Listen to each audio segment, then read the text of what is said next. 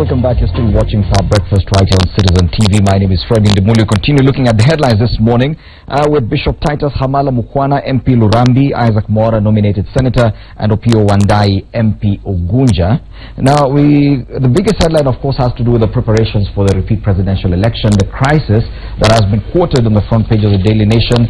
Crisis, and that's the first word they use, as Uhuru Raila rejects Chebukati team. The story is on page 4 of the Daily Nation. Today the commission is scheduled to meet NASA, which is also opposed to the gazetted October 17th election date and the new list of the poll officials, instead calling for an overhaul of the system before the repeat poll. Bishop Hamala, what do you expect NASA to go tell IEBC today? More demands that you definitely have to change all these things, de-gazette, because yes, that is part of what the parliamentary group meeting yesterday by NASA came out with, that yes, they will be seeking for that October 17th day to be de-gazetted. Ndimuli, as I've told you before, we are hoping for the best for our country. Nobody, even the honorable members here with me, nobody in this country wants to see Kenya go to the dogs. We want a country that is democratic, a country that has the fear of God and doing well for the people of Kenya. And this is a defining moment for our country. And I wouldn't want to be the chairman of IEBC right now, because this is just a very difficult time for him, commissioners, and people who work for IEBC. But I am believing and hoping, I'm just hoping that today, as they meet NASA and the players, that things can work where we can go to the elections. Ndimuli, what is really important and of noble cause to the Kenyan people is if we can go to the election and have a fair and a free election, away from the faranga via computer, away from rigging and all that, and this terrible transmission of results. I think the transmission of results was coming from a sugarcane plantation or something like that. That is what we want. And we want, Kenya has to move on. Too much politics is costing our economy. We politic too much. Yes. So we want this impasse removed. But Isaac Mora and Bishop Hamala there uses the word if. But Isaac Mora, do you believe that both sides involved in this competition genuinely want to go for these elections? I think I can only speak for Jubilee because I'm a member of the Jubilee Party. But Jubilee Party has not faulted the October 17 date. We have come out very strongly and said that we are ready for. But the Jubilee has come out to say that that list by IEBC is not properly constituted. No, in terms of the date, I think, Fred, we are ready. And so therefore, I really would want to appeal to sobriety at this point in time, because if we go for chest thumping, then we are not going anywhere. And I think personally, we need to move forward as a country. We need to have an election that is credible. We want to have an election that is determining. We believe, Jubilee, we have the numbers. We believe that our candidate, His Excellency President Uhuru Kenyatta, will emerge victorious in a free, fair and democratic election. And we would also want to really appeal to the IEBC. You know, Fred, there is something that people are not talking about. That Kriegler told us very clearly that we should have a commission at least 15 months before elections. And when there were challenges, even the chairman of the IEBC said that they came into office 7 months to the elections. So really, the fact that this whole problem can be traced to the disbandment of the IEBC really is going as per the script of certain politicians, in my opinion, because you end up with a situation where if you want to know what is going to happen in the future, you create it. And I think politicians are very good at creating scenarios that would favor them. So I think precipitating a crisis. Precipitating a crisis. But back to my question, because it has come from Jubilee. The Jubilee side has accused the Nasser coalition of not being keen on these elections and probably seeking to get power through the back door. Do you still believe that that is what is happening? Certainly, yes. Because even now, as we sit around this table, who is the first person who started saying certain names should be removed? And you know, when my friend Opio Wandai, who I respect, is playing into their hands now, because even Jubilee has when Opio Wandai, who I respect, says that there are reports by the registrar of the High Court or the judiciary. We want to see what determinations, what reasons are going to come out after 21 days. So that then, and I think IBC is on record saying we want to see this, considered judgment, and I hope that the so-called supreme judges are not going on a fishing expedition to look for reasons to justify their otherwise political decision, Fred. Let me make this point. That then, in that regard, then we will see. But then the truth of the matter is, Fred, and I strongly believe so, that our friend in ODM are not interested in an election. They are actually interested in a caretaker government. They are not interested in a free and fair process. They would want to see a situation where we have a constitutional crisis, to the point that my friend Opio and I is calling for the UN to come and conduct elections. Clearly, we are not a banana republic, and I believe that even when we have been written off as a country, we are able to rise up and prove to the world that we can do it. At least they're considering us as part of the most generous people. But gentlemen, you realize we're beginning the countdown to the election data set by IEBC. It's 39 days, 22 hours already, just about 40 days to go. When Opio and I, 40 days is not a long time. Such a crisis, dispute over the date, dispute over the team to carry out the election, and other issues could be, looks very much clearly like a crisis, a proper crisis. This accusation by Jubilee that your side of the political divide is not very keen on having these elections. What do you have to say about it? It is logical that if you have been a beneficiary of the malpractices of the 8th August elections, you would want to retain the status quo. But if you have been a victim, as we are, you will be very cautious. But having said that, I am not a pessimist, but I don't want to be overly optimistic. Unless the IBC puts its house in order, we are likely to see this crisis getting worse. Do you see a possibility of us not having the elections at all? Well, I cannot say for sure whether the elections will be there or not.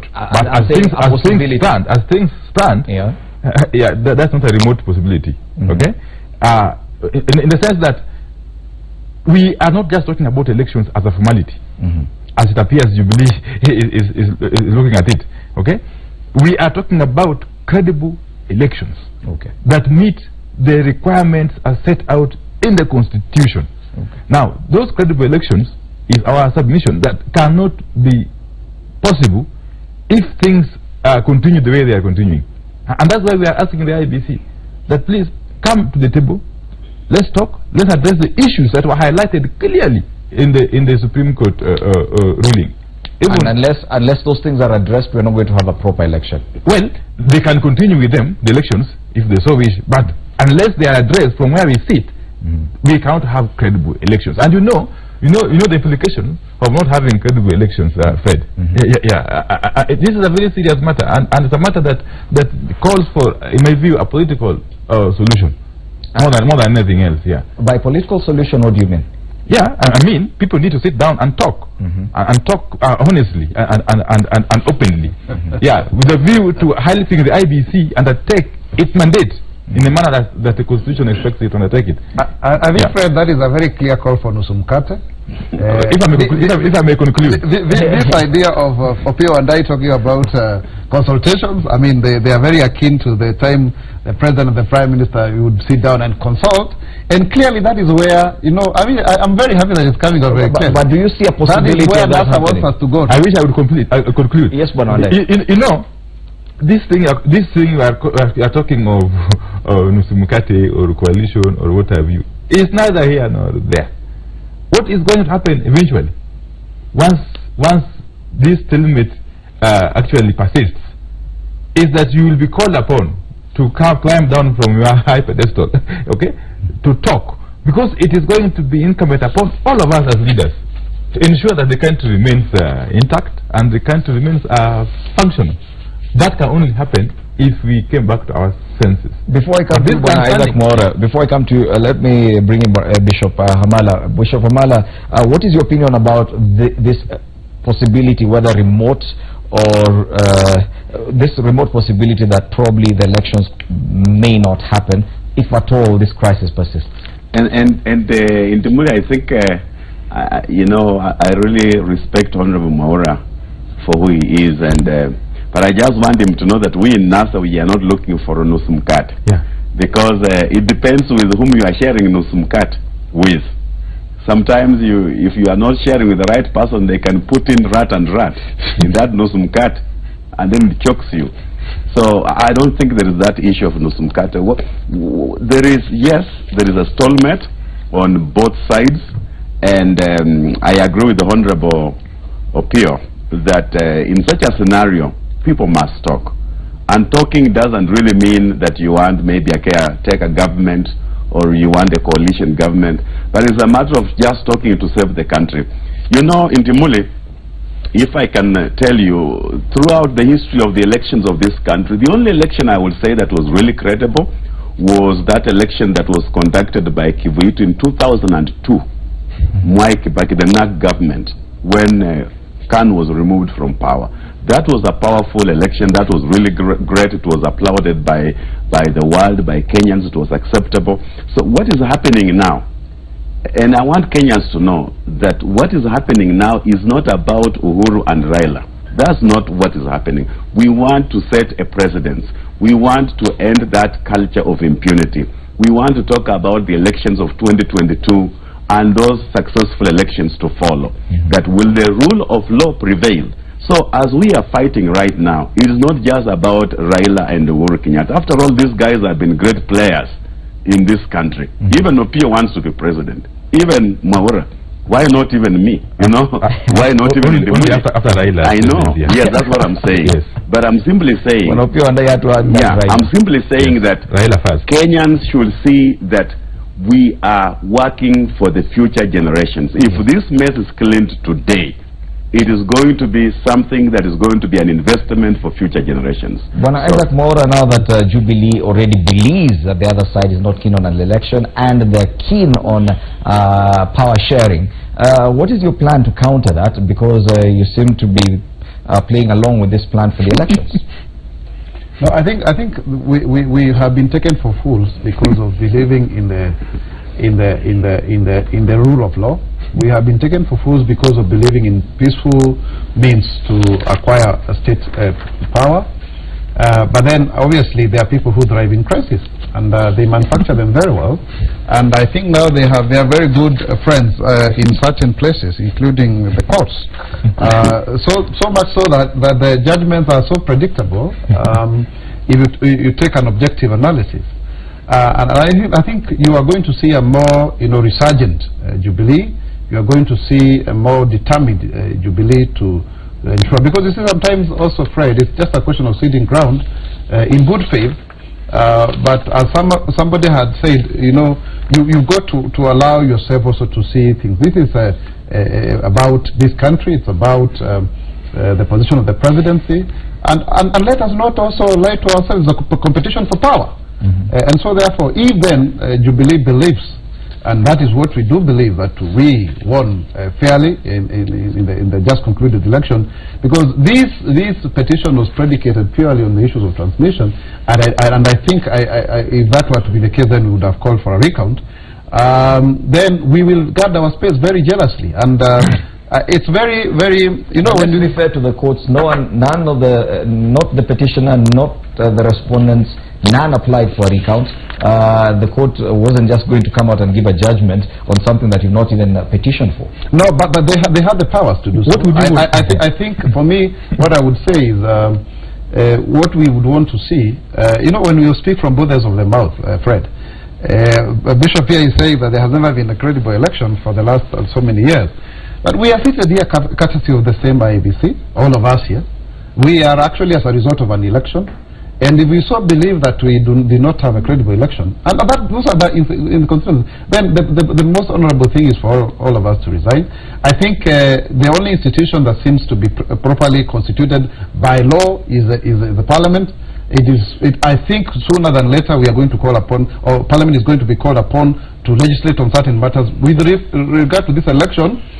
But I don't think we would want to precipitate a crisis, as my brother Opio and I is saying, to the point that now people have to sit around the table and share something, because it cannot be that way. You, for example, you can. Isaac Mora, you say, and you speak and accuse NASA of not being keen on these elections. Do you see a possibility of us having elections in October?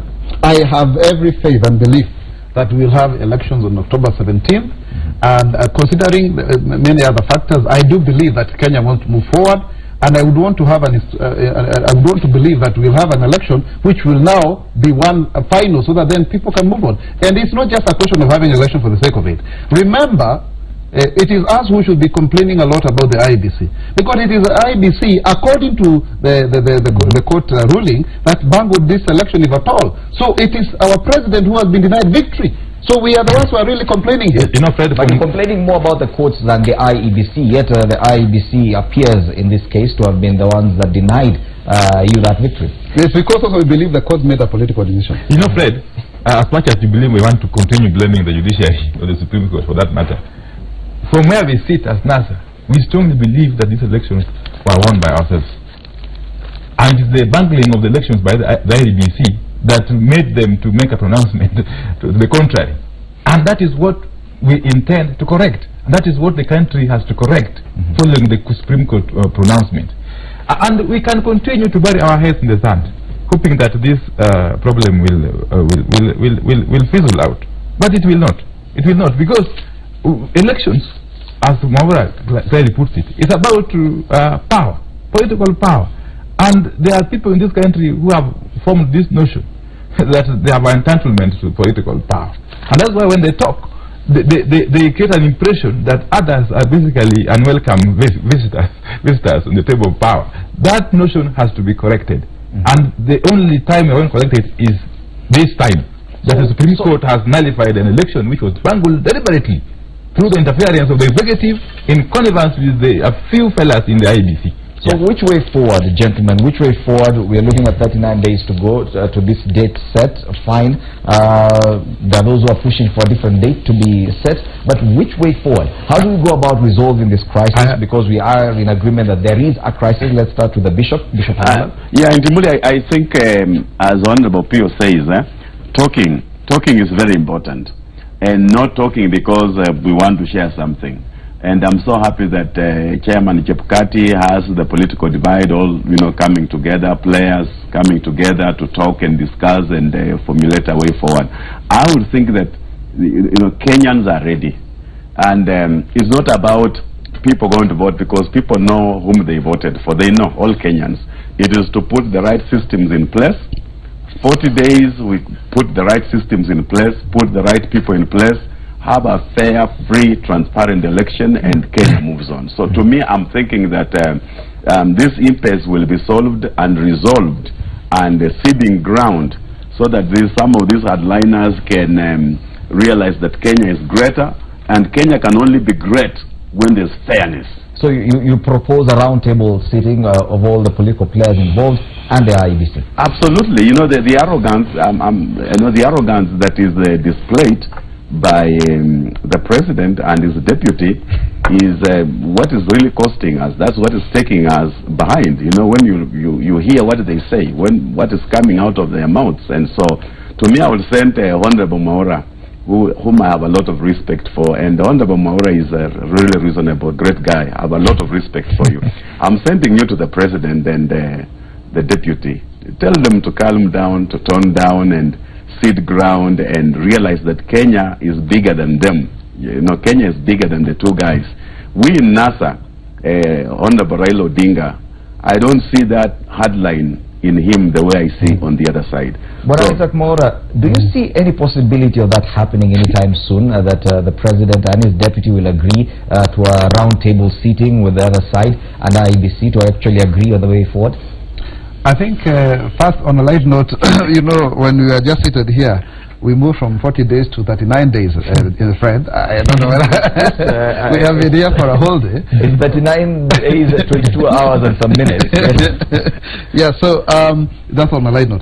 I don't think the words that my good bishop is using, arrogance and hardline, really, not really. I mean, everybody is trying to protect their own turf, and NASA is doing its own job by doing what they do best, precipitating a crisis.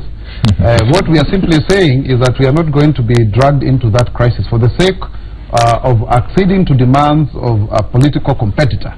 And clearly, we must not lose focus on the fact that this is a competition for power. And while on one hand, one would want to say that, you know, certain people would want to do this and that, but the truth of the matter is we see moved by NASA as just wanting to get power through the back door. I think the only way you get legitimate power is through the ballot.